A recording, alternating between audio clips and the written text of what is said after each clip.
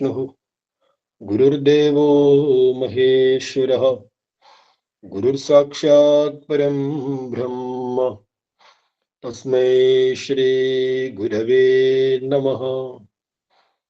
ओम श्रीनारायण परमगुरवे नमः। अद्वैतानंद चिन्मात्र ज्योतिर्नारायणात्मकम् चकास्तु धर्मबोधाय നിത്യമവ്യാഹതാത്മനാം. എല്ലാ സജ്ജനങ്ങൾക്കും സ്വാഗതം. ശ്രീനാരായണ ധർമ്മം കൃതിയാണ് നമ്മളിന്ന് അധ്യയനം ചെയ്തുകൊണ്ടിരിക്കുന്നത്. ഈ കൃതിയില് ആദ്യത്തെ 7 അധ്യായങ്ങളെ കുറിച്ച് ചെറുതായി മനനം ചെയ്തു. ഇനി 8ാമത്തെ അധ്യായമായ പഞ്ചമഹായജ്ഞത്തിലേക്കാണ് കടക്കുന്നത്. പഞ്ചമഹായജ്ഞം നമ്മൾ നേരത്തെ പഠിച്ച അനുഷ്ഠാന പഞ്ചകങ്ങളുടെ ഭാഗമായിട്ട് വരുന്നതാണ്. ഈ അധ്യായത്തിന്റെ പേര് പഞ്ചമഹായജ്ഞം എന്നാണെങ്കിൽ കൂടിയും ഈ അധ്യായത്തിൽ ആദ്യത്തെ ഏതാനും ശ്ലോകങ്ങളിൽ മാത്രമേ 5 യജ്ഞങ്ങളെ കുറിച്ച് പറയുന്നുള്ളൂ. ബാക്കി അനുബന്ധമായിട്ട് പറഞ്ഞിരിക്കുന്ന കാര്യങ്ങളാണ്. അപ്പൊ നമ്മള് കഴിഞ്ഞ ക്ലാസ്സുകളിൽ ചർച്ച ചെയ്ത കാര്യമാണ്, ഒരു മനുഷ്യൻ ആ മനുഷ്യന്റെ ജീവിതത്തെ ഏറ്റവും ഉയർന്ന ഒരു ലക്ഷ്യത്തിലേക്ക് എത്തിക്കണമെങ്കിൽ സ്വയം സംസ്കരിക്കണം, സ്വയം പാകപ്പെടണം. അങ്ങനെ സംസ്കരിക്കുവാൻ വേണ്ടി വിവിധങ്ങളായ അനുഷ്ഠാനങ്ങൾ നമ്മൾ അനുഷ്ഠിക്കണം. അതിന്റെ ഭാഗമാണ് പഞ്ചശുദ്ധികള്, അതേപോലെ പഞ്ചധർമ്മങ്ങളുണ്ട്. ഇവിടെ കുറച്ചുകൂടി ഉദാത്തമായ ചില അനുഷ്ഠാനങ്ങളെ ഗുരുദേവൻ നമുക്ക് വേണ്ടി പരിചയപ്പെടുത്തുകയാണ്. ഈ അനുഷ്ഠാനത്തിന്റെ പേര് പഞ്ചമഹായജ്ഞം എന്നാണ്. പഞ്ചമഹായജ്ഞം എന്ന് പറഞ്ഞാൽ 5 പ്രകാരത്തിലുള്ള യജ്ഞങ്ങളെയാണ്. ഇപ്പം ഭാരതത്തിന്റെ ഒരു ആധ്യാത്മികമായ സംസ്കാരം എന്ന് പറയുന്നത് യജ്ഞ സംസ്കാരമാണ്. യജ്ഞ സംസ്കാരത്തിലാണ് ഭാരതീയ അനുഷ്ഠാനങ്ങളുടെയും ഭാരതീയ ചിന്താ പദ്ധതികളുടെയും ഭാരതീയ ജീവിതത്തിന്റെയും ഒരു അടിത്തറ നിൽക്കുന്നത്. നമ്മൾ ഹോമമന്ത്രം പഠിക്കുന്ന സമയത്തൊക്കെ ഈ യജ്ഞ സംസ്കാരത്തെ കുറിച്ച് ചിന്തിക്കാറുണ്ട്. എന്താണ് യജ്ഞ സംസ്കാരം എന്ന് പറഞ്ഞു കഴിഞ്ഞാൽ, യജ്ഞ സംസ്കാരം എന്ന് പറഞ്ഞു കഴിഞ്ഞാൽ ആ യജ്ഞ സംസ്കാരത്തിന് ഏറ്റവും അനുകൂലമായ അനുയോജ്യമായ ഒരു നിർവചനം നമുക്ക് ഭഗവത്ഗീതയിൽ കാണാൻ സാധിക്കും. ദേവാൻ ഭാവയതാനേന തേ ദേവാ ഭാവയന്തു വഹ പരസ്പരം ഭാവയന്ത ശ്രേയഃ പരമവാപ്സ്യത എന്നാണ് ആ ശ്ലോകം. നിങ്ങൾ ദേവന്മാർക്കായിക്കൊണ്ട് സമർപ്പിക്കുവിൻ. ദേവന്മാർ നിങ്ങളുടെ ജീവിതത്തിൽ അനുഗ്രഹം ചൊരിയും. പരസ്പരമുള്ള ഈ ഒരു സഹകരണത്തിലൂടെ നിങ്ങളുടെ ജീവിതത്തിൽ ശ്രേയസ്സും പ്രേയസ്സും ഉണ്ടാകട്ടെ എന്നാണ് ഈ ഒരു മന്ത്രത്തിന്റെ താല്പര്യം. ഈ മന്ത്രത്തിലൂടെ നമുക്ക് എന്താണ് യജ്ഞം, എന്താണ് യജ്ഞ സംസ്കാരം എന്നുള്ളതിൻ്റെ ഒരു ധാരണ ലഭിക്കുന്നു. നമ്മൾ ചില ക്ലാസ്സുകളൊക്കെ സാന്ദർഭികമായിട്ട് ഈ വിഷയം ചിന്തിച്ചിട്ടുണ്ട്, ചർച്ച ചെയ്തിട്ടുണ്ട്. എങ്കിലും ചിന്തിക്കാം. നമുക്കറിയാവുന്ന കാര്യമാണ്, നമുക്ക് ആർക്കും തന്നെ സ്വന്തം നിലയിൽ ഇവിടെ ജീവിക്കാൻ സാധിക്കില്ല. സ്വന്തം നില എന്ന് പറഞ്ഞു കഴിഞ്ഞാൽ മറ്റൊന്നിനെയും ആശ്രയിക്കാതെ പരിപൂർണമായ സ്വാതന്ത്ര്യത്തോടു കൂടി ജീവിക്കാൻ സാധിക്കില്ല. സ്വരൂപ സാക്ഷാത്കാരം നേടിയ വിജ്ഞാനികളായ മഹാത്മാക്കൾക്ക് സാധിക്കും. പക്ഷെ സാമാന്യ ജനങ്ങൾക്ക്, സാമാന്യ പ്രാണികൾക്ക് ഒന്നിനെയും ആശ്രയിക്കാതെ, ഈ ലോകത്തിലെ ഒന്നിനെയും ആശ്രയിക്കാതെ സ്വന്തം നിലയ്ക്ക് ജീവിക്കുക എന്ന് പറയുന്നത് അസാധ്യമാണ്. നമ്മൾ പറയുന്നു, നമ്മുടെ അടുത്ത് ഒരുപാട് ധനമുണ്ടെങ്കിൽ, ഒരുപാട് നമുക്ക് മറ്റ് ഫലങ്ങളുണ്ടെങ്കിൽ, കരുത്തുണ്ടെങ്കിൽ നാം പറയുകയാണ് എനിക്ക് ഒന്നിനെ ആശ്രയിക്കേണ്ട കാര്യമില്ല, ഞാൻ ഒന്നിനെയും ആശ്രയിക്കാതെ ജീവിക്കുമെന്ന് പറയാൻ സാധിക്കുമോ? കാരണം ജീവിക്കണമെങ്കിൽ പോലും നമുക്ക് വായു ആവശ്യമാണ്, ഓക്സിജൻ ആവശ്യമാണ്. ആ ഓക്സിജൻ നമ്മുടെ കയ്യിലുള്ള അപാരമായ കോടിക്കണക്കിന് ധനത്തിന്റെ ആധാരത്തിലല്ല നമുക്ക് ലഭിക്കുന്നത്. നമ്മുടെ അടുത്ത് എത്ര ധനമുണ്ടെങ്കിലും ഇല്ലെങ്കിലും പ്രകൃതി നമുക്ക് കഴിഞ്ഞ് അനുഗ്രഹിച്ച് നമ്മുടെ ജീവൻ നിലനിർത്താനുള്ള ഓക്സിജൻ നമുക്ക് തരും. അപ്പൊ ഓക്സിജന് വേണ്ടി നമ്മൾ പ്രകൃതിയെ ആശ്രയിക്കുന്നുണ്ട്. നമ്മൾ പലതിനു വേണ്ടിയും പ്രകൃതിയെ ആശ്രയിക്കുന്നു, വ്യക്തികളെ ആശ്രയിക്കുന്നു, സാഹചര്യത്തെ ആശ്രയിക്കുന്നു, സമുദായത്തെ ആശ്രയിക്കുന്നു, രാഷ്ട്രത്തെ ആശ്രയിക്കുന്നു, എല്ലാറ്റിനെ ആശ്രയിക്കുന്നു. ഒരാൾ മറ്റൊരാളെ ആശ്രയിക്കുന്നു, ഒരാൾ ഈ പ്രകൃതിയെ ആശ്രയിക്കുന്നു, ഒരു വ്യവസ്ഥയെ ആശ്രയിക്കുന്നു. ഇങ്ങനെ പരസ്പര ആശ്രയമില്ലാതെ ഒരാൾക്ക് നിന്ന് ജീവിക്കാൻ സാധിക്കില്ല. അപ്പൊ നമ്മുടെ ശരീരത്തിൽ തന്നെ ഓരോ അവയവങ്ങളും പരസ്പരം അന്യോന്യം ആശ്രയിച്ചിരിക്കും. ഒരു അവയവം സ്വന്തം നിലയ്ക്ക് പ്രവർത്തിക്കുന്നില്ല. ആമാശയത്തിൽ നിന്ന് ദഹിച്ച ഭക്ഷണം അതിന്റെ പോഷണമായിട്ട് വിവിധ ഭാഗങ്ങളിലേക്ക് എത്തിക്കുന്നത് വേറൊരു അവയവധർമ്മമാണ്. അങ്ങനെ പരസ്പര ആശ്രയത്തോടു കൂടി എല്ലാ അവയവങ്ങളും പ്രവർത്തിക്കുന്നത് കാരണം ശരീരം ആരോഗ്യമുള്ളതായിട്ട് തീരുന്നു. ഗുരുദേവൻ ഈ ഒരു ആശയത്തെ അദ്വൈത ജീവിതം എന്ന് പറയുന്ന ഒരു ഗദ്യകൃതിയിൽ പറഞ്ഞിട്ടുണ്ട്. ഗുരുവിന്റെ ശരീരത്തിന്റെ എല്ലാ അംഗങ്ങളും ഒത്തൊരുമിച്ച് പ്രവർത്തിക്കുന്നത് കാരണം ശരീരം ആരോഗ്യമുള്ളതായി തീരുന്നു എന്ന് അവിടെ പ്രസ്താവിക്കുന്നു. ഒരു കുടുംബം, ആ കുടുംബത്തില് ഒരാൾ അധ്വാനിക്കുന്നു, അധ്വാനിച്ച് പണം സമ്പാദിക്കുന്നു, അധ്വാനിച്ച് ആ പണം വീട്ടിലേക്ക് കൊണ്ടുവരുന്നു. വീട്ടിലെ കാര്യങ്ങളൊക്കെ നോക്കാൻ വേണ്ടിയിട്ട് വേറൊരാളുണ്ടാവും. ആ വളർന്നു വരുന്ന കുഞ്ഞുങ്ങള് ഭാവിയിൽ തന്റെ മാതാപിതാക്കളുടെ ആരോഗ്യമൊക്കെ ക്ഷീണിക്കുന്നൊരവസ്ഥയിൽ കുടുംബത്തെ പരിപാലിക്കാൻ കഴിയാത്തൊരവസ്ഥയിൽ കുടുംബത്തിന് താങ്ങും തണലുമായി തീരുവാൻ വേണ്ടി അവർ കുഞ്ഞുനാളിൽ പ്രയത്നിക്കുന്നു, അറിവിനെ നേടുന്നു, പഠിക്കുന്നു. ഇങ്ങനെ ഇവരുടെ എല്ലാവരുടെയും ഒരു പരസ്പര ആശ്രയ ഭാവം കൊണ്ടാണ് ആ കുടുംബം മുന്നോട്ട് പോകുന്നത്. ഒരു രാഷ്ട്രമായാലും അങ്ങനെ തന്നെയാണ്. ഇനി മുഴുവൻ പ്രപഞ്ചത്തെ നോക്കിക്കഴിഞ്ഞാൽ പ്രപഞ്ചത്തിൽ മുഴുവൻ പരസ്പര ആശ്രയിച്ച് മുന്നോട്ട് പോകും. ഞാൻ പറയുന്ന ഒരു ഉദാഹരണമാണ്, സൂര്യൻ അതിന്റെ താപം സമുദ്രത്തിന് കൊടുക്കുന്നു, സമുദ്രം അതിന്റെ ജലത്തെ സൂര്യന് കൊടുക്കുന്നു. ഇപ്പൊ രണ്ടുപേരും പരസ്പരം കൈമാറ്റം ചെയ്യും.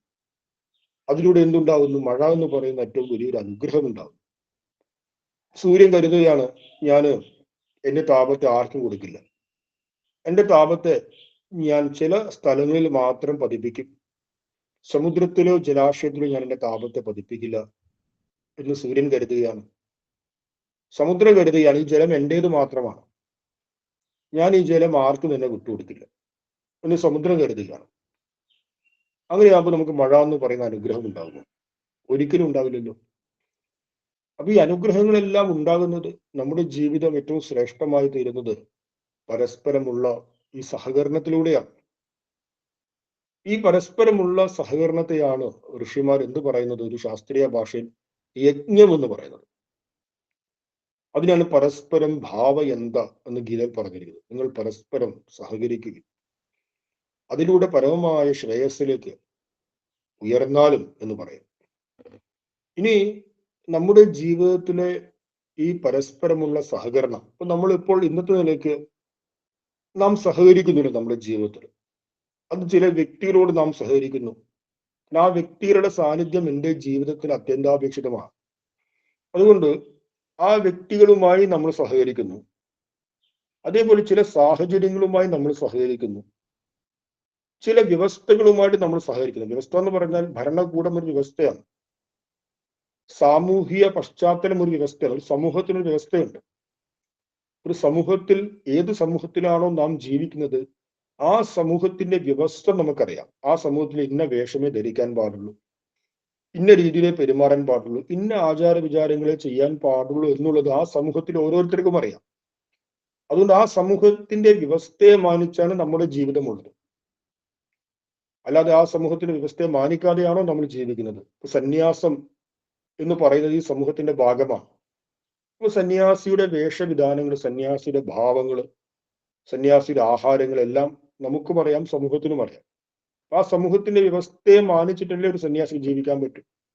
അല്ലാതെ ഒരു സന്യാസി പറയുക, ഞാൻ ഒന്നിലും, വസ്ത്രത്തിലും വേഷത്തിലും ഒന്നിലും ഞാൻ ബന്ധനസ്ഥനല്ല, ഞാൻ എങ്ങനെ വേണമെങ്കിലും ജീവിക്കും, അതൊന്നും എന്നെ ബാധിക്കുന്നതല്ല എന്ന് പറഞ്ഞൊരു സന്യാസി നാളെ വേറെ പ്രകാരത്തിൽ ജീവിക്കാൻ തുടങ്ങി കഴിഞ്ഞാലോ സമൂഹം അംഗീകരിക്കും? ഇല്ലല്ലോ. അപ്പൊ സമൂഹത്തിന്റെ വ്യവസ്ഥയെ ഒരു ഗൃഹസ്ഥനായാലും സന്യാസിയായാലും ആരായാലും ആ വ്യവസ്ഥ എന്താണെന്ന് അറിയാം. അപ്പൊ ആ വ്യവസ്ഥയോട് നമ്മൾ സഹകരിക്കുന്നുണ്ട്. നമ്മുടെ കുടുംബത്തിലെ ആളുകളോട് നമ്മൾ സഹകരിക്കുന്നു, സാമൂഹ്യമായ വ്യവസ്ഥയെ നമ്മൾ സഹകരിക്കുന്നു, ഭരണകൂടവുമായിട്ട് നമ്മൾ സഹകരിക്കുന്നു. ഇങ്ങനെ പരസ്പരം നമ്മുടെ സഹകരണം പല കാര്യത്തിലും നമ്മൾ പോലും അറിയാതെ സ്വാഭാവികമായിട്ട് നടന്നുകൊണ്ടിരിക്കുന്നുണ്ട്, നൈസർഗികമായിട്ട് നടന്നുകൊണ്ടിരിക്കുന്നുണ്ട്. ചില ആളുകൾ വളരെ അതിലൊരു ശ്രേഷ്ഠമായ ഭാവത്തെ വെച്ച് സഹകരിക്കുന്നു, ചില ആളുകൾ യാന്ത്രികമായിട്ട് സഹകരിക്കുന്നു, ചില ആളുകൾ നിർബന്ധപൂർവ്വം ഇഷ്ടമില്ലാതെ പോലും സഹകരിക്കുന്നു. എങ്കിലും സഹകരിക്കുക എന്നുള്ളത് അത് സംഭവിക്കുന്നുണ്ട്. പക്ഷെ നമ്മുടെ ഈ സഹകരണം ഏറ്റവും ഉന്നതമായ ഒന്നിനോട് നാം നമ്മുടെ സഹകരണത്തെ കൊടുക്കാൻ തയ്യാറായി കഴിഞ്ഞാൽ ആ സഹകരണത്തെയാണ് വാസ്തവത്തിൽ യജ്ഞം എന്നുള്ളതിന്റെ ഏറ്റവും അനുയോജ്യമായ അർത്ഥമായിട്ട് മനസ്സിലാക്കേണ്ടത്. ആ സഹകരണം എന്തിനോടായിരിക്കണം? ഈശ്വരനോട്. ഈശ്വരനോട് നമുക്ക് സഹകരിക്കാൻ സാധിക്കും. ഈശ്വരനോട് സഹകരിക്കാൻ സാധിക്കും. ഇവിടെ ഈശ്വരൻ എന്ന് പറയുമ്പോൾ മനസ്സിലാക്കേണ്ടത്, നമ്മുടെ ജീവിതത്തിൽ അനുഗ്രഹം ചൊരിയുന്ന ഒരുപാട് പ്രാപഞ്ചിക പ്രതിഭാസങ്ങളുണ്ട്. ഞാൻ ഈ ആശയത്തെ പല സന്ദർഭങ്ങളായി പറഞ്ഞതുകൊണ്ട് നിങ്ങൾക്കത് കൂടുതലായി മനസ്സിലാക്കാൻ സാധിക്കും. ഞാൻ നേരത്തെ പറഞ്ഞു, നമ്മൾ ധനമൊക്കെ ഇറക്കി കൃഷിക്ക് വേണ്ടി എല്ലാം നിലമൊക്കെ ഒരുക്കി വിത്തൊക്കെ ഇട്ട് കൃഷി ചെയ്തുകൊണ്ടിരിക്കുക. അപ്പൊ അവിടെ നമ്മുടെ പ്രയത്നമുണ്ട്. പക്ഷെ ആ പ്രയത്നം പൂർണ്ണതയിലേക്ക് എത്തണമെങ്കിൽ പ്രപഞ്ചത്തിന്റെ അനുഗ്രഹം നമുക്ക് വേണ്ടേ? കൃത്യസമയത്ത് കൃത്യമായ രീതിയിൽ മഴ പെയ്യണ്ടേ? മഴ കൂടുതലും ആകാൻ പാടില്ല, മഴ കുറയാനും പാടില്ല. മഴ കൂടുതലായി കഴിഞ്ഞാലും പ്രശ്നം, കുറഞ്ഞാലും പ്രശ്നം. അപ്പൊ കൃത്യസമയത്ത് കൃത്യമായ രീതിയിൽ നമുക്ക് മഴ ലഭിക്കണമെങ്കിൽ നമ്മുടെ ഒരു അഹങ്കാരവും, നമ്മുടെ ഒരു പദവിയും, നമ്മുടെ ഒരു സാഹചര്യവും അവിടെ മഴയെ പെയ്യിക്കാൻ ഹേതുവാകില്ല. നമ്മൾ കരുതുകയാണ് ഞാൻ രാജാവാണ്, അതുകൊണ്ട് ഹേ മഴയെ നീ പെയ്താലും എന്ന് പറഞ്ഞാൽ മഴ പെയ്യൊന്നുമില്ല. നമ്മൾ കരുതാണ് ഞാൻ ഈ സംഘടനയുടെ വലിയൊരാളാണ്, ഹേ മഴയെ നീ പെയ്താലും എന്ന് പറഞ്ഞാൽ മഴ പെയ്യില്ല. നമ്മൾ കരുതുക നമ്മൾ എന്തോ ഒരു ആളാണെന്ന് കരുതി എത്ര ആജ്ഞാപിച്ചാലും പ്രപഞ്ച പ്രതിഭാസം നമ്മളിൽ നമ്മുടെ ആജ്ഞയെ കേൾക്കില്ല. മറിച്ച് പ്രപഞ്ച പ്രതിഭാസങ്ങളുടെ കൃപ, കാരുണ്യമാണ് നമ്മളിലേക്ക് മഴയായിട്ട് ചൊരിയുന്നത്. ആ കാരുണ്യം ഇല്ലെങ്കിൽ നമുക്ക് മഴ ലഭിക്കില്ല, അതിലൂടെ നമ്മുടെ ജീവിതത്തിന് പൂർണ്ണത ലഭിക്കില്ല. അപ്പൊ മഴ എന്ന് പറയുന്നത് ഒരു ദൃഷ്ടാന്തം മാത്രമാണ്. നമ്മൾ അനുഭവിക്കുന്ന മറ്റെല്ലാ കാര്യങ്ങളും ഈശ്വരീയമായ, ദൈവികമായ, പ്രാപഞ്ചികമായ എല്ലാ നമ്മൾ അനുഭവിക്കുന്ന കാര്യങ്ങളൊക്കെ പ്രപഞ്ചത്തിന്റെ അനുഗ്രഹമാണ്, പ്രപഞ്ച പ്രതിഭാസങ്ങളുടെ അനുഗ്രഹമാണ്. ഈ പ്രപഞ്ച പ്രതിഭാസങ്ങളെയാണ് ഭാരതീയ ഋഷിമാർ ദേവതകളായിട്ട് പറയുന്നത്. മഴയെ പെയ്യിക്കുന്ന ദേവതയെ ഇന്ദ്രനായിട്ട് പറയുന്നു, ജലാശയങ്ങളുടെ ദേവതയെ, സമുദ്രത്തിന്റെ ദേവതയെ വരുണനായിട്ട് പറയുന്നു. നമുക്ക് ശ്വാസം ലഭിക്കുന്നു, ആ ശ്വാസത്തിന്റെ ദേവതയെ വായുദേവനായിട്ട് പറയുന്നു. അങ്ങനെ എല്ലാ പ്രപഞ്ച പ്രതിഭാസങ്ങളുടെ പുറകിലും ആ പ്രപഞ്ച പ്രതിഭാസങ്ങളെ ഉണ്ടാക്കുന്ന ഒരു നിയമമുണ്ടെന്ന് എല്ലാവർക്കും അറിയാം. ഒരു നിയമവും ഇല്ലാതെ ഒരു മഴയും ഇവിടെ പെയ്യില്ല. ആ നിയമത്തിൽ നമ്മൾ ഒരു പ്രാപഞ്ചിക അനുഗ്രഹമായിട്ട് മാനിക്കുന്നു. ആ അനുഗ്രഹത്തെ നമ്മൾ ദേവത എന്ന് പറയുന്നു. അപ്പൊ ആ അനുഗ്രഹവുമായിട്ട് നമ്മുടെ ജീവിതത്തിൽ ഒരു ബന്ധം വേണം. ബന്ധമുണ്ടെങ്കിൽ നിശ്ചയമായിട്ടും ആ അനുഗ്രഹം കൃത്യസമയത്ത് നമുക്ക് ലഭിച്ചുകൊണ്ടിരിക്കും എന്ന് നമ്മൾ ഉറച്ചു വിശ്വസിച്ചു. അങ്ങനെ നമ്മുടെ സഹകരണം കുടുംബത്തിലെ വ്യക്തികളിൽ നിന്നും, ഈ സമൂഹത്തിലെ ആളുകളിൽ നിന്നും, സമൂഹത്തിലെ വ്യവസ്ഥതയിൽ നിന്നും, ഭരണകൂടവുമായിട്ടും, അങ്ങനെ നമ്മൾ ഇന്ന് സഹകരിക്കുന്ന സഹകരണത്തിന്റെ എല്ലാ ആ മേഖലകളെയും മറികടന്ന് പ്രാപഞ്ചികമായ പ്രതിഭാസങ്ങൾ, ഈശ്വരൻ എന്നിവയോട് നമ്മുടെ സഹകരണം, നമ്മൾ സഹകരിക്കാൻ തുടങ്ങി. ഈ സഹകരണ മനോഭാവത്തെ എന്ത് പറയുന്നു? യജ്ഞം എന്ന് പറയുന്നു. അപ്പൊ ഈ സഹകരണം നമ്മൾ എങ്ങനെ ചെയ്യണം? ഇപ്പൊ നമുക്കൊരു വ്യക്തിയോട് എങ്ങനെ സഹകരിക്കാമെന്ന് നമുക്കറിയാം. നമ്മെ സഹായിക്കുന്ന ഒരു വ്യക്തിയോട് നമ്മൾ എങ്ങനെ, ആ വ്യക്തിയോട് എങ്ങനെ പെരുമാറണം, തിരിച്ച് എങ്ങനെ സഹകരിക്കണം എന്നുള്ള കാഴ്ചപ്പാടും അതിനുള്ള അറിവും നമുക്കുണ്ട്. പക്ഷെ പ്രപഞ്ച പ്രതിഭാസങ്ങളാകുന്ന ദേവതകളോട് നമ്മൾ എങ്ങനെ സഹകരിക്കണം? അവയോട് നമ്മുടെ സഹകരണം എങ്ങനെയാണ് വളർത്തേണ്ടത്, എങ്ങനെയാണ് സഹകരിക്കാൻ സാധിക്കുക? അപ്പൊ അതിനാണ് ഈ സൂക്ഷ്മമായ ഒന്നിനെ അനുസന്ധാനം ചെയ്യാൻ നമ്മുടെ മനുഷ്യ ബുദ്ധിക്ക് കഴിവ് കുറവാണ്. കഴിവ് കുറവാണെന്നല്ല, കഴിവുണ്ട്, പക്ഷെ ആ ബുദ്ധിയെ നമ്മൾ പ്രശിക്ഷിതമാക്കണം. ഇപ്പൊ സൂക്ഷ്മമായ ഒന്നിനെ നമുക്ക് മനസ്സിലാക്കാൻ വേണ്ടി എന്ത് ചെയ്യുന്നു? അവിടെ സ്ഥൂലമായ ചില പ്രതീകങ്ങൾ നമ്മൾ ആശ്രയിക്കുന്നു. നമ്മൾ ഈ രാഷ്ട്രത്തിന്റെ പ്രതീകമായിട്ട് രാഷ്ട്ര പതാകയെ നമ്മൾ ഉയർത്തുന്നു, ദേശീയ പതാകയും. ആ ദേശീയ പതാക നമ്മൾ കേവലം ഒരു 2 മീറ്റർ തുണി എന്ന് മാനിക്കുന്നില്ല. ആരെങ്കിലും മാനിക്കുന്നുണ്ട് 2 മീറ്റർ തുണിയാണെന്ന്? നമ്മൾ ഏതെങ്കിലും ഒരു രാഷ്ട്രത്തിൽ കടന്നു ചെന്നു ആ രാഷ്ട്രത്തിന്റെ ദേശീയ പതാക കത്തിച്ചു എന്ന് കരുതുക, നമ്മൾ അറസ്റ്റിലാവും, ജയിലിലാവും. നമ്മൾ പറഞ്ഞു ഞാനെന്ത് തെറ്റ് ചെയ്തു? കേവലം 2 മീറ്റർ തുണിയല്ലേ ഞാൻ കത്തിച്ചു?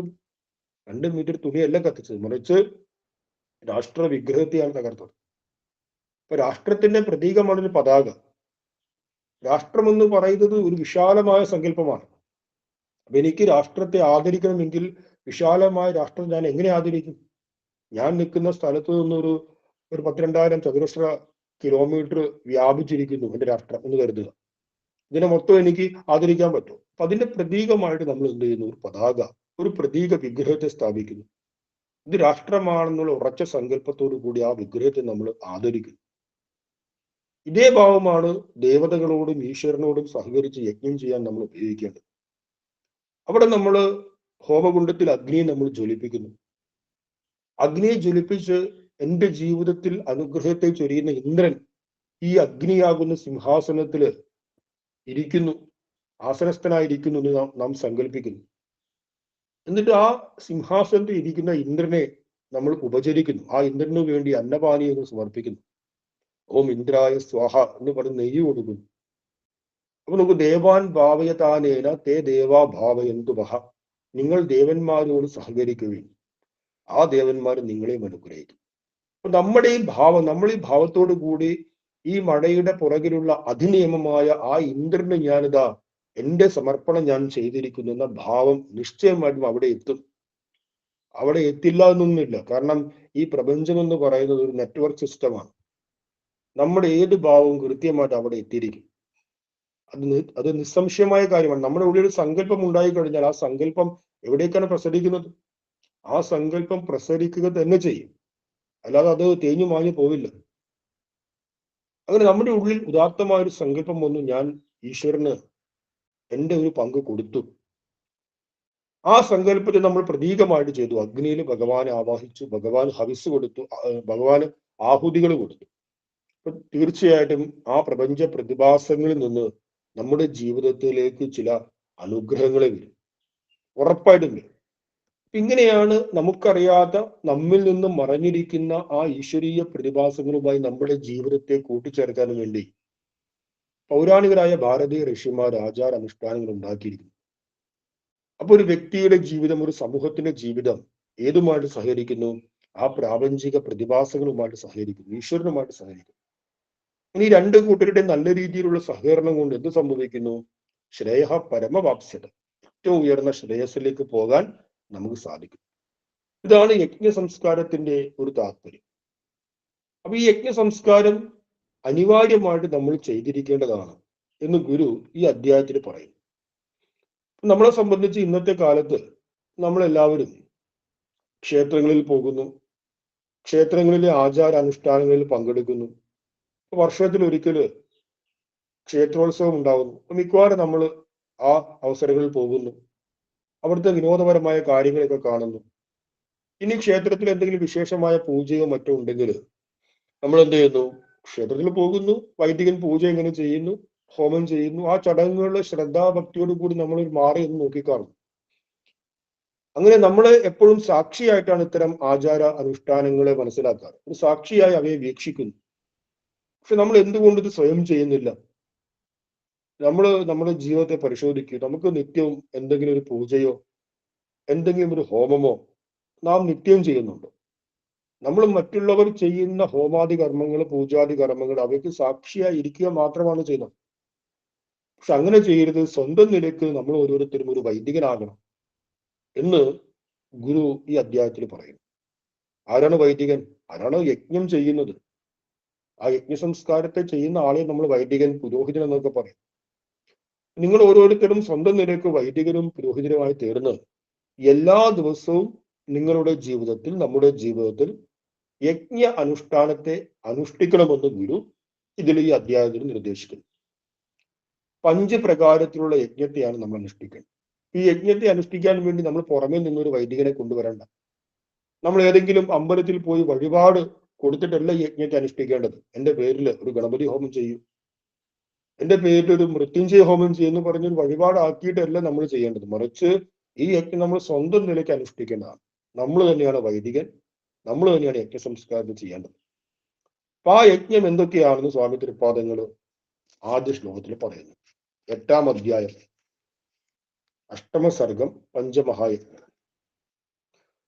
ബ്രാഹ്മപിതൃസ്തദാ ദൈവ തദോ ഭൗതികമാനുഷൗ ഏതേ പഞ്ചമഹായജ്ഞ പ്രോച്യന്തേ നയകോപിതൈ. 100 ചൊല്ലാം. ബ്രാഹ്മപിതൃസ്തദാ ദൈവസ്തദോ ഭൗതികമാനുഷൗ ഏതേ പഞ്ചമഹായജ്ഞ പ്രോച്യന്തേ നയകോപിതൈ. 5 പ്രകാരത്തിലുള്ള യജ്ഞങ്ങളെയാണ് ഒരു വ്യക്തി, മുഖ്യമായിട്ടും ഒരു ഗൃഹസ്ഥാശ്രമി, നിത്യവും അനുഷ്ഠിക്കേണ്ടത്. പഞ്ചമഹായജ്ഞം നൈമിത്തികമായ ഒരു ആഘോഷമല്ല. കാരണം എന്നെങ്കിലും ചില വിശേഷ അവസരങ്ങളിൽ ചെയ്യേണ്ടുന്ന ആഘോഷമല്ല, ആചരണമല്ല. മറിച്ച് നിത്യവും ചെയ്യേണ്ടതാണ്. എല്ലാ ദിവസവും ചെയ്യേണ്ട 5 പ്രകാരത്തിലുള്ള യജ്ഞമാണ്. അതില് ആ 5 പ്രകാരത്തിലുള്ള യജ്ഞത്തിൽ 1-ാമത്തെ യജ്ഞമാണ് ബ്രഹ്മയജ്ഞം. 2-ാമത്തെ യജ്ഞമാണ് പിതൃയജ്ഞം. 3-ാമത്തെ യജ്ഞമാണ് ദേവയജ്ഞം. 4-ാമത്തെ യജ്ഞമാണ് ഭൂതയജ്ഞം. 5-ാമത്തെ യജ്ഞമാണ് മനുഷ്യയജ്ഞം എന്ന് ഇതിൽ പറയുന്നു. അതിന് മറ്റൊരു ഭാഷയിൽ അതിഥിയജ്ഞം എന്ന് പറയാം. അങ്ങനെ ഇപ്രകാരം 5 യജ്ഞങ്ങളെ നയകോപിതൈഹി പ്രോച്യന്തേ എന്ന് പറയുന്നു 1-ാമത്തെ അധ്യായത്തിൽ, 1-ാമത്തെ ശ്ലോകത്തിൽ. നയകോപിത എന്ന് പറയുന്നത് വിദ്വാൻമാർ, ആചാര്യന്മാരാൽ ഇപ്രകാരമുള്ള 5 യജ്ഞങ്ങളെ പഞ്ചമഹായജ്ഞങ്ങൾ എന്ന് പറയുന്നു എന്ന് ആ യജ്ഞങ്ങളുടെ പേരിനെ പരിചയപ്പെടുത്തി ഈ 186-ാമത്തെ ശ്ലോകത്തിൽ. ഇനി ആ ഓരോ യജ്ഞവും എന്താണെന്ന് പറയുകയാണ് അടുത്ത ശ്ലോകത്തിൽ. ബ്രാഹ്മോ യജ്ഞോ ജപഃ പാഠനം പിതൃസംഹിത പിതॄണാം തർപ്പണം ദൈവേ ഹോമോ ദേവപ്രസാദനഃ. ചൊല്ലാം. ബ്രാഹ്മോ യജ്ഞോ ജപഃ പാഠനം പിതൃസംഹിത പിതॄണാം തർപ്പണം ദൈവേ ഹോമോ ദേവപ്രസാദനഃ. അപ്പൊ 1-ാമത്തെ യജ്ഞമാണ് ബ്രഹ്മയജ്ഞം. ആ ബ്രഹ്മയജ്ഞം എന്താണെന്ന് ഗുരു പറയുന്നു. ജപഃ, പാഠഃ, പാഠനം, ഇത് 3-മാണ് ബ്രഹ്മയജ്ഞം. ജപം, ഇനിയോ പാഠം, അതായത് അധ്യയനം ചെയ്യുക. പാഠനം, പഠിപ്പിക്കുക. അധ്യയനം ചെയ്ത കാര്യങ്ങൾ മറ്റുള്ള വ്യക്തികളെ പഠിപ്പിക്കുക. ഇത് 3-മാണ് മുഖ്യമായിട്ടും ബ്രഹ്മയജ്ഞം എന്നറിയപ്പെടുന്നത്. അപ്പൊ ഇതിൽ ജപം എന്നുള്ളത് അനുബന്ധമായി ചേർത്തു എന്നേ ഉള്ളൂ. കാരണം ജപം വാസ്തവത്തിൽ ദേവയജ്ഞത്തിന്റെ ഭാഗമായിട്ടാണ് വരേണ്ടത്. പക്ഷെ പഠിക്കുവാനും പഠിപ്പിക്കുവാനും അന്ധകരണം ശുദ്ധമാകുന്നത് കൊണ്ട് ഒരു ഉപാസന എന്ന രീതിയിൽ അവിടെ ജപത്തെ പറഞ്ഞു. അപ്പൊ നമുക്ക് ജപത്തിന്റെ കാര്യങ്ങൾ ദേവയജ്ഞത്തിന്റെ ഭാഗമായി ചിന്തിക്കാം. അത് മുഖ്യമായിട്ട് പഠിക്കുക, പഠിപ്പിക്കുക എന്നുള്ളതാണ്. അപ്പൊ നമുക്ക് നമ്മുടെ ജീവിതത്തിൽ ഏതൊരു മേഖലയിൽ പ്രവർത്തിക്കണമെങ്കിലും ആ മേഖലയെ കുറിച്ചുള്ള അറിവ് വേണം. ആ മേഖലയെ കുറിച്ചൊരു അറിവില്ലെങ്കിൽ നമുക്ക് ആ മേഖലയിൽ പ്രവർത്തിക്കാൻ സാധിക്കില്ല. ഒരു മേഖലയിൽ ഒരു മേഖലയെ കുറിച്ചുള്ള അറിവിനെ നാം നേടിയെടുക്കാം. ഇതിനെയാണ് പാഠം എന്ന് പറയുന്നത്. നമ്മുടെ മേഖല അധ്യാത്മമാണെങ്കിൽ ആ ആധ്യാത്മികമായിട്ടുള്ള സദ്ഗ്രന്ഥങ്ങളെ നമ്മൾ എല്ലാ ദിവസവും പഠിക്കണം, നിർബന്ധമായിട്ട് പഠിക്കണം. ഇപ്പൊ നമ്മളെല്ലാവരും ഗുരുഭക്തരാണ്. സ്വാമി തൃപ്പാദങ്ങൾ വിവിധങ്ങളായ കൃതികളെ, ഗ്രന്ഥങ്ങൾ എഴുതിയിട്ടുണ്ട്. ആ ഗ്രന്ഥങ്ങൾ എല്ലാ ദിവസവും നമ്മൾ പഠിക്കണം. അപ്പൊ എങ്ങനെയാണ് പഠിക്കേണ്ടത്? വെറുതെ നമ്മളൊരു വാരി വലിച്ച് പഠിക്കുന്ന രീതിയെ മാറ്റി ഒരു ക്രമത്തെ കൊണ്ടുവരണം. ആദ്യം ഗുരുവിന്റെ എല്ലാ കൃതികളെയും അതിന്റെ ആശയത്തെ മനസ്സിലാക്കി വർഗീകരണം ചെയ്യണം. ഗുരുവിന്റെ കൃതികളിൽ സ്തോത്ര കൃതികളുണ്ട്, ദേവതകളെ സ്തുതിച്ചുള്ള അതിമനോഹരമായ സ്തോത്രകൃതികളുണ്ട്. അതേപോലെ സാമൂഹ്യ ദർശനത്തെ പറയുന്ന കൃതികളുണ്ട്.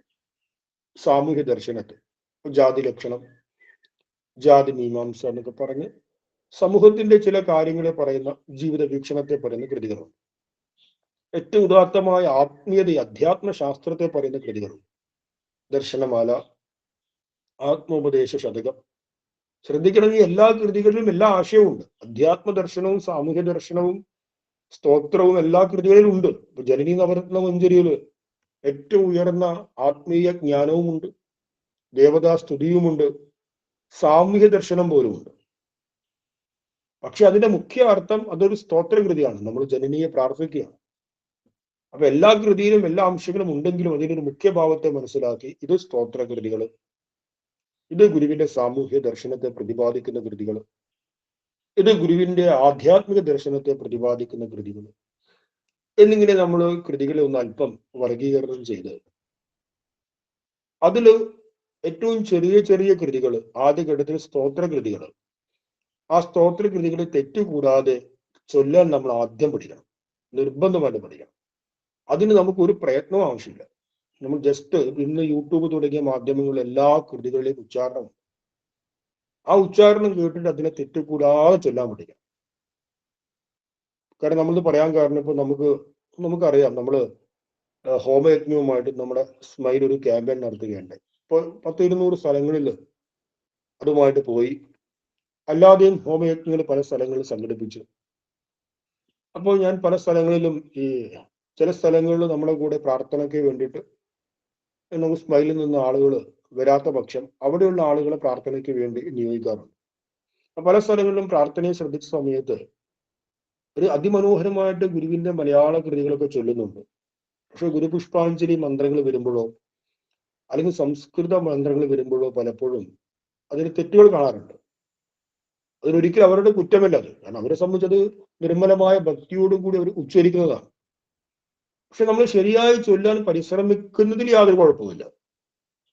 ശരിയായി ചൊല്ലാൻ പരിശ്രമിച്ചത് കൊണ്ട് നമുക്ക് പ്രത്യേകിച്ച് യാതൊരു കുഴപ്പമില്ല എന്നതുകൊണ്ട് നമ്മളത് ശരിയായി ചൊല്ലുന്നതാണ് ഏറ്റവും ഉത്തമം. അതങ്ങനെ ഈ സംസ്കൃത കൃതികൾ ചൊല്ലുന്ന സമയത്ത് തെറ്റുകൾ വരുന്നത് അഭ്യാസമില്ലാത്തതുകൊണ്ട്, പരിശീലനമില്ലാത്തതുകൊണ്ട്. പരിശീലനത്തോടു കൂടി ഈ സ്തോത്ര കൃതികളെല്ലാം തന്നെ തെറ്റുകൂടാതെ നമ്മൾ ചൊല്ലാൻ വേണ്ടി പഠിക്കുക. ജ്ഞാനവിനാശിത വിജ്ഞാനായ നമഃ എന്ന് ഗുരുപുഷ്പാഞ്ജലിയിലെ ഒരു മന്ത്രമുണ്ട്. ഈ മന്ത്രം പലപ്പോഴും പലർക്കും കൺഫ്യൂഷനാണ്. ചില ആളുകൾ അജ്ഞാന വിനാശിത വിജ്ഞാനായ എന്ന് പറയുന്നു, ചില ആളുകൾ ജ്ഞാനവിനാശിത വിജ്ഞാനായ എന്ന് പറയുന്നു. വസ്തുതയിൽ ഈ സംശയം വരാൻ മുഖ്യമായ കാരണം ആ പുസ്തകങ്ങളിൽ, നമ്മൾ ഏതൊരു പുസ്തകം എടുത്താൽ ആ പുസ്തകങ്ങൾ ടൈപ്പ് ചെയ്തൊരു രീതിയാണ്. ഇതൊരു സമസ്ത പദമാണ്. ജ്ഞാനവിനാശിത കഴിഞ്ഞ് ഒരു ഗ്യാപ്പൊന്നുമില്ല. ജ്ഞാനവിനാശിത വിജ്ഞാനായ എന്നൊരു ഒറ്റ പദമാണ്.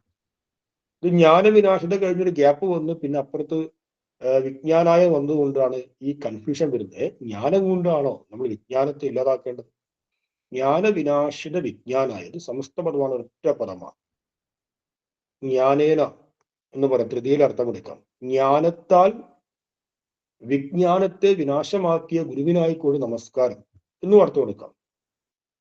ജ്ഞാനത്താൽ വിജ്ഞാനത്തെ വിനാശമാക്കുക എന്ന് പറഞ്ഞാൽ വിജ്ഞാനം എന്ന് ഉദ്ദേശിക്കുന്നത് ഈ കാണപ്പെടുന്ന കേവലം ഭൗതികമായ അറിവുകളിൽ പരിമിതപ്പെട്ട ബുദ്ധിയുടെ അവസ്ഥയാണ്. ആ വിജ്ഞാനത്തെ, ആ ഭൗതികമായ അറിവുകളിൽ മാത്രം പരിമിതപ്പെട്ട ബുദ്ധിയെ അധ്യാത്മജ്ഞാനം കൊണ്ട് അതിനെ ഇല്ലാതാക്കി ഏറ്റവും സൂക്ഷ്മമായ അറിവിനെ ഗ്രഹിക്കുവാൻ കഴിയും. കാണപ്പെടുന്നതൊക്കെ സ്ഥൂലം, സൂക്ഷ്മം, കാരണം എന്നീ 3 രൂപങ്ങളോട് കൂടിയതാണെന്ന് ഗുരു പറയുന്നു. അപ്പൊ അവിടെ നമുക്ക് സ്ഥൂലത്തെയും ഒരു പരിധിവരെ സൂക്ഷ്മത്തെയും മാത്രമേ കാണാൻ കഴിയൂ. സാമാന്യമായ ജനങ്ങൾക്ക് കാണപ്പെടുന്നത് സ്ഥൂലം, ആ സ്ഥൂലത്തെ മാത്രമേ കാണാൻ കഴിയൂ. ഈ സ്ഥൂലത്തെ മാത്രം കാണുന്ന ബുദ്ധിയെയാണ് എന്ത് പറയുന്നത്? വിജ്ഞാന ബുദ്ധി എന്ന് പറയുന്നത് ഒരർത്ഥത്തിൽ. അപ്പൊ മൃഗങ്ങളെല്ലാം വിജ്ഞാന ബുദ്ധികളാണ്, സ്ഥൂല ബുദ്ധികളാണ്. മൃഗത്തിന്റെ സംസ്കൃത പേരെന്താണ്? പശു എന്നാണ്. ആ പശു എന്നുള്ള വാക്കിന്റെ അർത്ഥം എന്താണ്? പശ്യതി ഇതി പശു. മുമ്പിൽ എന്താണോ പ്രകടമായിട്ട് കാണുന്നത്, പശ്യതി, മുമ്പിൽ കാണുന്ന ഒന്ന്. ആ കാണുന്ന ഒന്നിനെ മാത്രം വിശ്വസിക്കുന്ന, അല്ലെങ്കിൽ ആ കാണുന്ന ഒന്നിനെ മാത്രം അറിയാനുള്ള കഴിവ് മൃഗങ്ങൾക്കുണ്ട്. നഗ്നനേത്രങ്ങളെ കൊണ്ട് കാണാത്ത ഒന്നിനെ അനുമാനം ചെയ്ത് അറിയാനുള്ള കഴിവ് മൃഗങ്ങൾക്കില്ല. അപ്പൊ പശ്യതീതി പശു, മുമ്പിൽ ഒന്നിനെ കാണുന്നതിനെ വിശ്വസിക്കുന്നു. കാണപ്പെടുന്നത് സ്ഥൂലം മാത്രമാണെന്ന് കരുതുന്നു. ആ സ്ഥൂലത്തിന്റെ പുറകിൽ സൂക്ഷ്മവുമുണ്ട്, കാരണവുമുണ്ടെന്ന് അറിയുന്നില്ല. അപ്പൊ പ്രത്യക്ഷമായിരിക്കുന്ന ആ കാഴ്ചകളെ മാത്രം കണ്ട് അതിൽ മാത്രം പരിമിതപ്പെട്ട് നിൽക്കുന്ന ബുദ്ധിയാണ് വിജ്ഞാന ബുദ്ധി എന്ന് പറയുന്നത്. ഈ വിജ്ഞാന ബുദ്ധിയെ സൂക്ഷ്മത്തെയും കാരണത്തെയും കൂടി കാണാനുള്ള ജ്ഞാനം, ആ അറിവ് കൊണ്ട് ഈ വിജ്ഞാന ബുദ്ധിയെ നശിപ്പിച്ച് സൂക്ഷ്മത്തെയും കാരണത്തെയും കാണുന്നു. അതുകൊണ്ട് ജ്ഞാന വിനാശിത വിജ്ഞാനായ നമഃ എന്ന് പറയും. ഗുരുപുഷ്പാഞ്ജലിയിൽ പല മന്ത്രങ്ങൾ നമ്മൾ ടൈപ്പ് ചെയ്യുമ്പോൾ അതിൽ പല സ്ഥലത്തും അനാവശ്യമായ സ്പേസ് കൊണ്ടുവരും. ആ സ്പേസ് കാരണം നമ്മൾ അതിനെ രണ്ട് പദമായിട്ട് തെറ്റിദ്ധരിക്കുകയും രണ്ട് പ്രകാരത്തിൽ അർത്ഥം കൽപ്പിക്കുകയും ചെയ്യും. ഇനി അജ്ഞാന വിനാശിത വിജ്ഞാന എന്ന് പറഞ്ഞാലും കറക്റ്റാണ്. ഇപ്പൊ ഞാൻ പറഞ്ഞത്, നമുക്ക് ഒന്ന് നമ്മൾ ചൊല്ലുമ്പോൾ ആ ചൊല്ലുന്ന കാര്യം ശരിയാണ് എന്നുള്ള ബോധ്യം നമുക്ക് വരും. ആ ചൊല്ലുന്ന കാര്യങ്ങൾ തെറ്റുകൂടാതെ ചൊല്ലണമെങ്കിൽ ആ ചൊല്ലുന്ന കാര്യങ്ങൾ ശരിയാണെന്നുള്ള ബോധ്യം വന്നു കഴിഞ്ഞാൽ തെറ്റുകൂടാതെ ചൊല്ലാൻ പറ്റും. ഇങ്ങനെ ഗുരുവിന്റെ കൃതികളെ തെറ്റുകൂടാതെ ചൊല്ലാൻ വേണ്ടി അഭ്യാസം ചെയ്യണം. ഇപ്പൊ തെറ്റുകൂടാതെ ചൊല്ലാൻ അഭ്യാസം ചെയ്യണമെങ്കിൽ ആദ്യം ചെറിയ ചെറിയ സ്തോത്രകൃതികൾ ആരംഭിക്കുക. അപ്പൊ സ്തോത്രകൃതികൾ ചൊല്ലുമ്പോൾ ഭഗവാന്റെ ഒരു അനുഗ്രഹം നമുക്ക് കിട്ടും. കാരണം ഭഗവാനെ നമ്മൾ സ്തുതിക്കുകയാണ്, ഭഗവാൻ സ്തവനപ്രിയനാണ്. അപ്പൊ ഭഗവാനെ നമ്മൾ ഹൃദയം കൊണ്ട് സ്തുതിക്കുന്ന സമയത്ത് അക്ഷരസ്വരൂപിണിയായ ജനനി നമ്മുടെ നാവിലും ഹൃദയത്തിലും കൂടി വന്നു നമ്മെ നേരായ വഴിയിലേക്ക് നയിക്കും. അപ്പൊ സ്തോത്രകൃതികളെ തെറ്റുകൂടാതെ നല്ല രീതിയിൽ നമ്മൾ ചൊല്ലി ചൊല്ലി ചൊല്ലി ചൊല്ലി ഏത് കൃതി നല്ല രീതിയിൽ ചൊല്ലാൻ പഠിക്കും. അപ്പൊ നമുക്ക് എന്തെങ്കിലും ഒരു സംശയം, ഒരു സ്തോത്രകൃതി ചൊല്ലുന്ന സമയത്ത് എന്തെങ്കിലും സംശയമുണ്ടെങ്കിൽ ആ സംശയത്തെ നമ്മൾ നിവാരണം ചെയ്യണം. സംശയബുദ്ധിയോട് കൂടി ഇത് തെറ്റാണോ ശരിയാണോ, ഇപ്പൊ ജ്ഞാനവിനാശിത വിജ്ഞാനയാണോ അജ്ഞാനവിനാശിത വിജ്ഞാനയാണെന്ന് സംശയത്തോടു കൂടി ചൊല്ലരുത്. അത് വ്യക്തമായ ബോധ്യം വരുത്തി, ആ ബോധ്യം വരുത്തിയ ദൃഢതയും ആ ഇത് ശരിയാണെന്നൊരു ഉറപ്പിന്മേൽ അത് തെറ്റുകൂടാതെ ചൊല്ലണം. തെറ്റുകൂടാതെ ചൊല്ലാനുള്ള ഒരു അഭ്യാസം നേടിക്കഴിഞ്ഞാൽ ആ കൃതികളുടെ താല്പര്യത്തെ മനസ്സിലാക്കാൻ നമ്മൾ പരിശ്രമിക്കണം. ഇപ്പൊ താല്പര്യത്തെ എങ്ങനെയാണ് മനസ്സിലാക്കേണ്ടത്? അതിനൊരു സിസ്റ്റം ഉണ്ട്. ഇപ്പൊ ഗുരുഷട്കം നമ്മൾ പഠിക്കാൻ ബ്രഹ്മണേ മൂർത്തിമതേ ശ്രുതാനാം ശുദ്ധിഹേതവേ നാരായണ യതീന്ദ്രായ തസ്മൈ ശ്രീ ഗുരവേ നമഃ. ഇതിൽ അവസാനത്തെ വാക്ക് നോക്കൂ, തസ്മൈ, അങ്ങനെയുള്ള ഗുരുവിനായിക്കൊണ്ട് എന്റെ നമസ്കാരം. അപ്പൊ അങ്ങനെയുള്ള ഗുരു എന്ന് പറയുമ്പോൾ എങ്ങനെയുള്ള ഗുരു എന്ന് സംശയം. എങ്ങനെയുള്ള ഗുരു? ആ എങ്ങനെയുള്ള ഗുരുവാണ് മുമ്പിൽ പറഞ്ഞിരിക്കുന്നത്. ബ്രഹ്മത്തിന്റെ മൂർത്തിമത് ഭാവമായിരിക്കുന്ന, യതീന്ദ്രനായിരിക്കുന്ന, നാരായണൻ എന്ന പേരോട് കൂടിയ.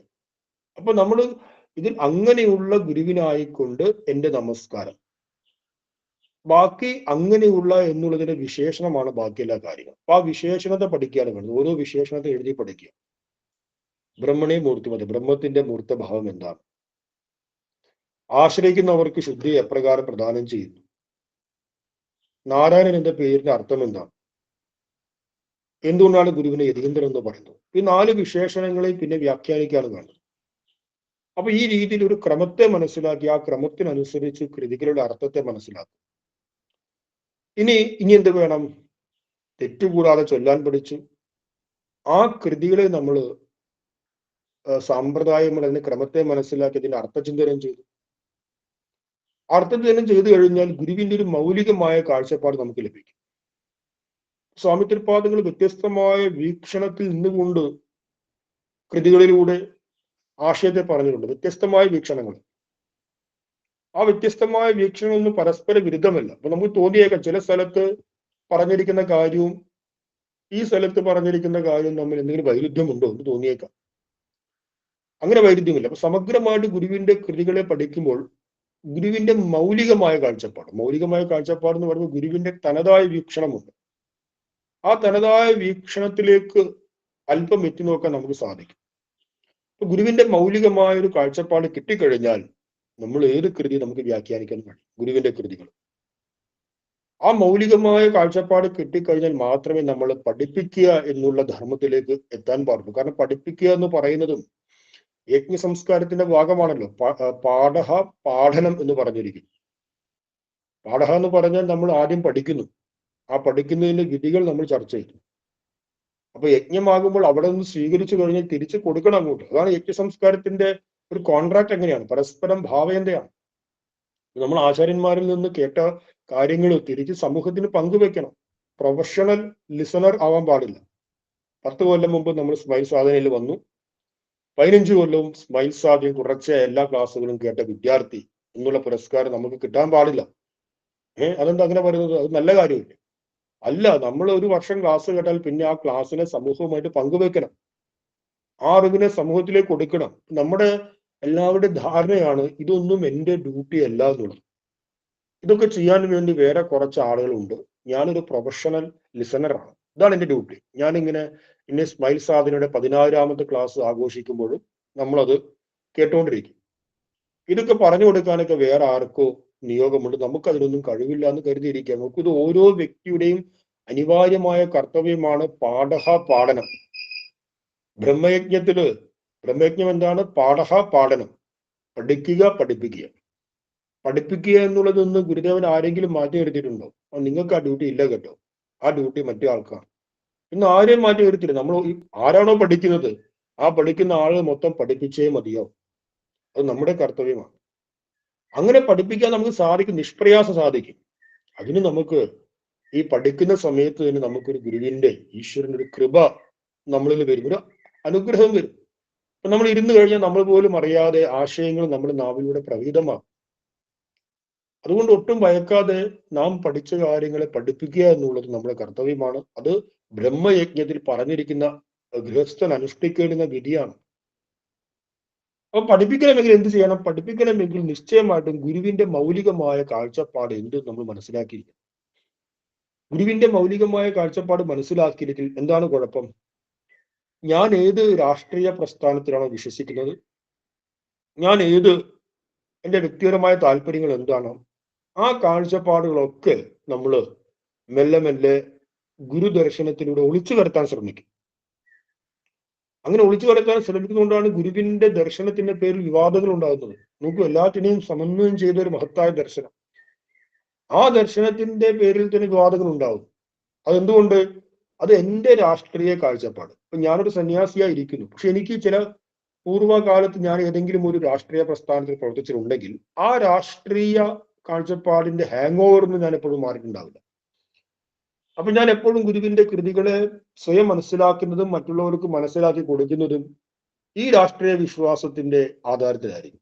ഏറ്റവും രസകരമായ കാര്യം, ഒരിക്കലല്ല, ഈ അടുത്ത കുറച്ച് ആഴ്ചകൾക്ക് മുമ്പ് ഒരു സെമിനാർ വെച്ചു കോഴിക്കോട്. ആ സെമിനാറിൽ വിവിധ മതങ്ങളിലെ ഈശ്വര സങ്കല്പങ്ങൾ എന്നാണ്. എനിക്കൊന്ന് ആഴ്ചകളും കഴിഞ്ഞ് കുറച്ചധികമായി എങ്കിലും ഒരു സെമിനാർ നടന്നു. ആ സെമിനാറിൽ വിവിധ മതങ്ങളിലെ ഈശ്വര സങ്കല്പങ്ങൾ എന്നാണ് അതിന്റെ വിഷയം. അപ്പൊ പല ആളുകളും ക്ഷണിച്ചിരുന്നു. അത് സംഘടിപ്പിച്ചത് ഒരു ഇസ്ലാമിക സംഘടനയാണ്. അപ്പൊ നമ്മളെയും ക്ഷണിച്ചിരുന്നു. ഗുരുവിന്റെ കൃതികളിലെ ഈശ്വരീയ സങ്കല്പം എന്ന വിഷയത്തെ പറയാൻ വേണ്ടി ക്ഷണിച്ചിരുന്നു. അപ്പൊ ഞാനും പോയി. അപ്പൊ ആ സെമിനാറിൽ പങ്കെടുത്ത ഒരു ഇസ്ലാമിക പണ്ഡിതൻ, ആ ഇസ്ലാമിക പണ്ഡിതൻ അദ്ദേഹത്തിന്റെ ആശയത്തെ സ്ഥാപിക്കാൻ ശ്രമിക്കുന്നതിന് പകരം ശിവഗിരിയിൽ നിന്ന് ഒരു സന്യാസി വന്നിട്ടുണ്ട് ഇതിൽ പങ്കെടുക്കാൻ അറിഞ്ഞപ്പോൾ ഗുരുവിന്റെ കാര്യം പറയാൻ തുടങ്ങി അദ്ദേഹം. എന്നിട്ട് അദ്ദേഹം പറഞ്ഞു, ശ്രീനാരായണ ഗുരു ഏകത്വ ദർശനത്തെ പറഞ്ഞിട്ടുണ്ട്. ഒരു ജാതി, ഒരു മതം, ഒരു ദൈവം. ഈ ആശയം ഗുരുവിന് ലഭിച്ചത് ഖുർആനിൽ നിന്നാണ്. ഇസ്ലാം മതത്തിൽ നിന്നാണ് ഈ ആശയം ഗുരുവിന് ലഭിച്ചത്. കാരണം ഹിന്ദു മതത്തില് ഒരിക്കലും ഏകത്വത്തെ പറഞ്ഞിട്ടില്ല. ബഹുദൈവ ആരാധനയാണ്.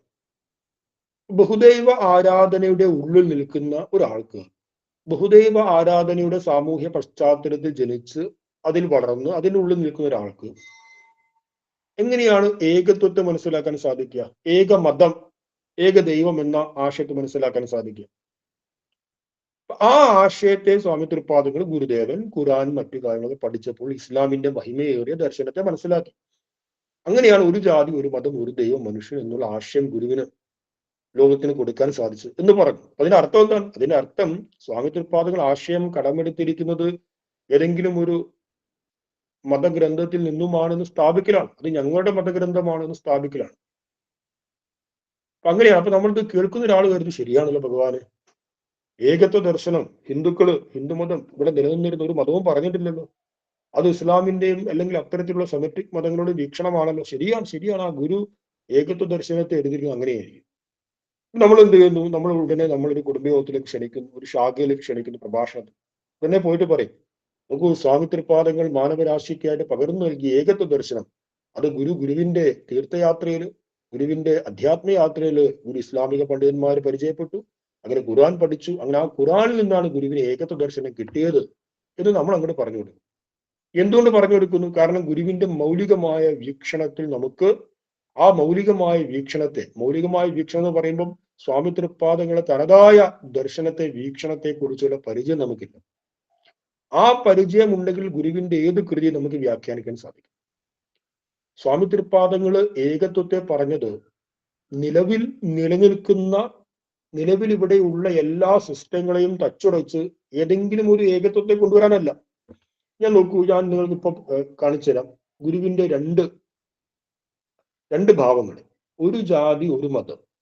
ആ ഒരു മതം എന്നത് സ്ഥാപിച്ച ഗുരു തന്നെയാണ് അപ്പുറത്ത് എന്ന് പറഞ്ഞിരിക്കുന്നത്, ഒരു മതമാകുവതിനുരപ്പതെല്ലാവരും ഇതുവാദികൾ ആരും ഓർക്കുകയില്ല. പരമതവാദമൊഴിഞ്ഞ പണ്ഡിതന്മാർ അറിയും ഇതിന്റെ രഹസ്യമങ്ങ ശേഷം. ഒരു സ്ഥലത്ത് ഗുരുദേവൻ ഒരു മതത്തെ സ്ഥാപിക്കുകയും മറുസ്ഥലത്ത് ഒരു മതം എന്ന ആശയത്തെ നിരാകരിക്കുകയും ചെയ്യുന്നുണ്ട്. അതുകൊണ്ടാണ് ഒരു മതമാകുവതിനുരപ്പതെല്ലാവരും എന്ന് ആക്ഷേപിക്കുന്നത്. ഇത് രണ്ടും വിരുദ്ധമാണോ? ഗുരുവല്ലേ പറഞ്ഞത് ഒരു ജാതി ഒരു മതം ഒരു ദൈവം മനുഷ്യൻ ഒരു യോനി ഒരു ആകാരം ഒരു ഭേദവും ഇല്ലതിൽ എന്ന് ഗുരു ഏകമതത്തെ സ്ഥാപിക്കുന്നു. എന്നാൽ ഇപ്പുറത്ത് എന്ത് പറയുന്നു? ഒരു മതമാകുവതിന് ഉറപ്പതെല്ലാവരും പറഞ്ഞ് ഏകമതവാദത്തെ നിരാകരിക്കുന്നു. ഇത് രണ്ടും വൈരുദ്ധ്യമില്ലെന്ന് തോന്നിയേക്കാം. ഇത് രണ്ടും വൈരുദ്ധ്യമില്ല, രണ്ടും സത്യമാണ്. കാരണം സ്വാമി തൃപ്പാദങ്ങൾ ഒരു മതമാകുവതിന് ഉറപ്പതെല്ലാവരും എന്നതിലൂടെ ഒരു ഏകമതവാദത്തെ നിരാകരിച്ചത് എന്തിനാണ്? കാരണം ഏകത്വ ദർശനത്തെ, ഏകമതവാദത്തെ ആളുകൾ എങ്ങനെയാ പറയുന്നത്? സാധാരണഗതിയിൽ എന്റെ മതത്തിന് വിരുദ്ധമായ മറ്റെല്ലാ മതങ്ങളെയും നിരാകരണം ചെയ്തു, എന്റെ മതത്തിന് വിരുദ്ധമായ കാഴ്ചപ്പാടുള്ള എല്ലാ മതങ്ങളെയും ഇല്ലാതാക്കി എന്റെ മതത്തെ മാത്രം സ്ഥാപിക്കുക. ഇതാണ് ഏകമത സിദ്ധാന്തം ഒരു പക്ഷത്തിലുള്ളത്. ആ ഏകമത സിദ്ധാന്തമോ ആ ഏകത്വ ദർശനമോ അല്ല ഗുരുവിൻ്റെത്. മറിച്ച് എന്താണ്? മറിച്ച് ഇവിടെ നിലനിൽക്കുന്ന എല്ലാ വിഭിന്നതകളെയും ഗുരുദേവൻ അംഗീകരിക്കുന്നുണ്ട്. ആ വിഭിന്നതകളെ അംഗീകരിച്ച് എല്ലാ വിഭിന്നതകളിലും കുടികൊള്ളുന്ന സത്യം ഏകമാണെന്ന് പറയുന്നു. പല മതസാരവും എന്ന് പറയുന്ന സന്ദർഭത്തിൽ പല മതമെന്ന് പറയുന്നുണ്ട്. പല മതം അവിടെയുണ്ട്, പക്ഷെ സാരമാണ് ഏകം. ആ സാരത്തെ, വൈരുദ്ധ്യങ്ങളും വിഭിന്നതകളും നിലനിൽക്കുകയും ആ വൈരുദ്ധ്യങ്ങളെയും വിഭിന്നതകളെയും കോർത്തിണക്കുകയും ചെയ്യുന്ന സാരമുണ്ട്. ആ സാരത്തിലാണ് ഗുരുദേവൻ ഏകത്വത്തെ ദർശിക്കുന്നത്. അവൻ ഇവൻ എന്നറിയുന്നതൊക്കെ ഓർത്താൽ അവനിൽ ആദിമമായ ഒരു ആത്മരൂപം എന്ന് പറയുന്നിടത്ത് അവനും ഇവനും ഉണ്ട്. അവനെയും ഇവനെയും നിരാകരിച്ചിട്ടല്ല ഒരു ഏകമായ ആത്മരൂപത്തെ കൊണ്ടുവരുന്നു. അവൻ ഇവൻ അവൾ എല്ലാവരും ഉണ്ട്. പക്ഷെ ഇവരെ എല്ലാവരുടെയും ഉള്ളിൽ സാരമായി വർത്തിക്കുന്നത് ഒരേ ഒരു സത്യമാണ്. സർവം ഹി സച്ചിദാനന്ദം നേഹനാനാസ്തി കിഞ്ചന എന്ന് ഗുരുദേവൻ ദർശനമായി പറയുന്നു. നേഹനാനാസ്തി കിഞ്ചന, ഇവിടെ പലതില്ല തന്നെ എന്ന് പറയുന്നു. പക്ഷെ ഇവിടെ പലതില്ലെങ്കിൽ പിന്നെ സർവം എന്നുള്ള വാക്ക് ഉപയോഗിക്കേണ്ടതുണ്ട്. ആദ്യം പറഞ്ഞു സർവം ഹി സച്ചിദാനന്ദം. സർവം എന്ന് പറഞ്ഞാൽ കാണപ്പെടുന്ന പ്രകൃതിയാണ്. അപ്പൊ ഈ കാണപ്പെടുന്ന പ്രകൃതി സച്ചിദാനന്ദ സ്വരൂപമാണെന്നാ പറഞ്ഞത്. സർവം ഹി സച്ചിദാനന്ദം. കാണപ്പെടുന്നതെന്ന് പറയുമ്പോൾ കാണപ്പെടുന്ന അനേകായിരം വൈവിധ്യങ്ങള്, അനേകായിരം വൈരുദ്ധ്യങ്ങള്. ഈ അനേകായിരം വൈരുദ്ധ്യങ്ങളെയും നിലനിൽക്കെ അതിനെ അംഗീകരിച്ചുകൊണ്ട് ഇവയെ എല്ലാത്തിന്റെ ഉള്ളിൽ വർത്തിക്കുന്നത് എന്താണ്? ഒരേ ഒരു ഏകമായ സത്യമാണെന്ന് ഗുരു പറയും. ഇതാണ് ഗുരുവിന്റെ ഏകത്വ ദർശനം. അല്ലാതെ പ്രായണ സെമിറ്റിക് മതങ്ങൾ പറയുന്നത് പോലെ ഞങ്ങളുടെ മതം അല്ലാത്ത മറ്റൊരു മതവും ഇല്ല, ഞങ്ങളുടെ മതത്തിലൂടെ വന്നെങ്കിൽ മാത്രമേ ആത്യന്തിക സ്വർഗം ലഭിക്കൂ, ഈ ഏകത്വ ദർശനമല്ല സ്വാമികളുടെ ഏകത്വ ദർശനം. ഞാൻ ഈ ആശയം പറഞ്ഞത് ഗുരുവിന്റെ മൗലികമായ വീക്ഷണം കിട്ടിക്കഴിഞ്ഞാൽ നമുക്ക് പരസ്പര വിരുദ്ധം എന്നുള്ള കാര്യങ്ങളെ പോലും നമുക്ക് അത് പരസ്പര വിരുദ്ധമല്ല എന്ന് മനസ്സിലാക്കാൻ സാധിക്കുകയും ഏതൊരു കൃതിയിലൂടെയും ഗുരുവിന്റെ മൗലികമായ വീക്ഷണത്തെ നമുക്ക് പറഞ്ഞു കൊടുക്കാനും സാധിക്കും. അപ്പൊ പാഠനം എന്ന് പറയുന്ന ആ കർമ്മത്തിലേക്ക് നമ്മൾ കടക്കണമെങ്കിൽ, പാഠനം പഠിപ്പിച്ചു കൊടുക്കുക എന്ന കർമ്മത്തിലേക്ക് നമ്മൾ കടക്കണമെങ്കിൽ സ്വാമി തിരുപ്പാദങ്ങളുടെ വ്യക്തമായ ആ ഒരു ദർശനത്തിന്റെ മൗലികതയെ മനസ്സിലാക്കും. ആ മൗലികത നമുക്ക് തീർച്ചയായും മനസ്സിലാക്കാൻ സാധിക്കും. എങ്ങനെ? നമ്മൾ സാമ്പ്രദായികമായിട്ട് ഈ രീതിയിൽ കൃതികളെ ആദ്യം തെറ്റുകൂടാതെ ചൊല്ലാൻ പഠിക്കുന്നു. അതിനുശേഷം അവിടെ അന്വയം ചെയ്ത് അതിന്റെ അർത്ഥത്തെ മനസ്സിലാക്കാൻ സാധിക്കുന്നു. പിന്നെ ഗുരുവിന്റെ ദർശനത്തിന്റെ അന്തസ്സത്ത് അതിന്റെ മൗലികത എന്താണെന്ന് മനസ്സിലാക്കാൻ സാധിക്കുന്നു. അത് സാധിച്ചു കഴിഞ്ഞാൽ അടുത്ത കർത്തവ്യമായ ബ്രഹ്മയജ്ഞത്തിലേക്ക്, അതായത് ബ്രഹ്മയജ്ഞത്തിന്റെ അടുത്ത ഭാഗമായ പാഠനം പഠിപ്പിച്ചു കൊടുക്കുക എന്ന തലത്തിലേക്ക് നമുക്ക് വരാൻ വേണ്ടി സാധിക്കും. ഞാൻ ഇന്ന് ഇത്രയും പറഞ്ഞുകൊണ്ട് ഉപസംഹരിക്കുകയാണ്. അപ്പൊ ഇതിന്റെ അടുത്ത ഭാഗം നമുക്ക് അടുത്ത ക്ലാസ്സിൽ ചർച്ച ചെയ്യാം. ഇന്നത്തെ ക്ലാസ്സുമായി ബന്ധപ്പെട്ട് എന്തെങ്കിലും ചോദിക്കാറുണ്ടെങ്കിൽ ചോദിക്കാം.